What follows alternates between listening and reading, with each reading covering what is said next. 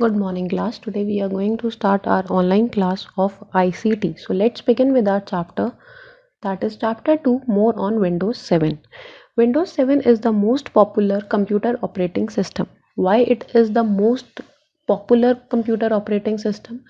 Because when Windows 7 was invented, it was having so many features which were very useful in our daily life, like calculator, notepad, Windows Media Player, sound recorder, and many more things. Now you will say, Ki, no ma'am, we found that Windows 8 or Windows 10 or Windows 13, we like it to work on that. But the first invention was Windows 7. And before Windows 7, we were not having these kind of features in our operating system.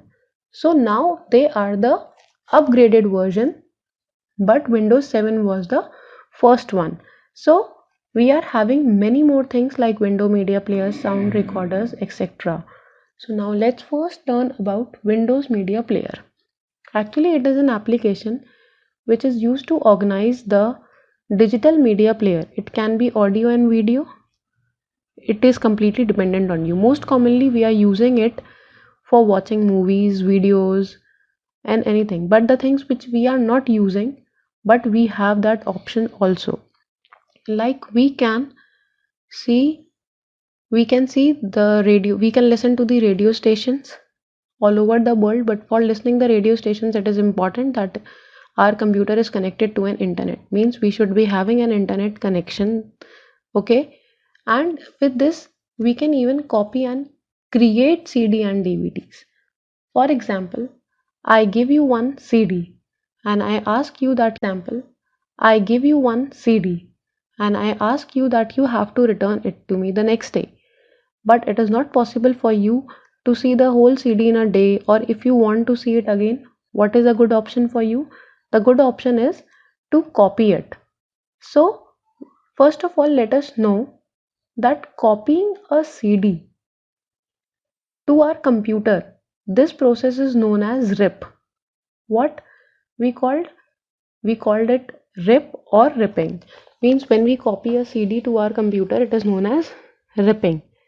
So then let's know the way to copy a CD. First of all, we have to insert a CD, and before working on the CD, we have to open Windows Media Player. Then we have to just select all the songs which we want that to be copied or ripped in our computer, and after that we have to click on the rip CD button and the ripping process will start. For example, you did a mistake, some songs you don't doesn't wanted and they are being copied, so you can at any point you can stop it. Just you have to click on a stop rip button, and if everything is fine, then the songs are being copied and they are sent to the Windows Media Player library, and whenever you want to watch them, you can watch them again on Windows Media Player library. Now, another thing, now I want some data from you. So what you will do, you will bring your laptops or computers to me. But you have another option also. You can bring it to me in pen drive also. But I have asked that I want it in CD only. So how to copy the data to a CD? First of all, we'll remember that what we have learned. We have learned that copying from CD to computer is known as ripping. So what do we call the process when we copy the data to the CD? It is known as burning. What it is called?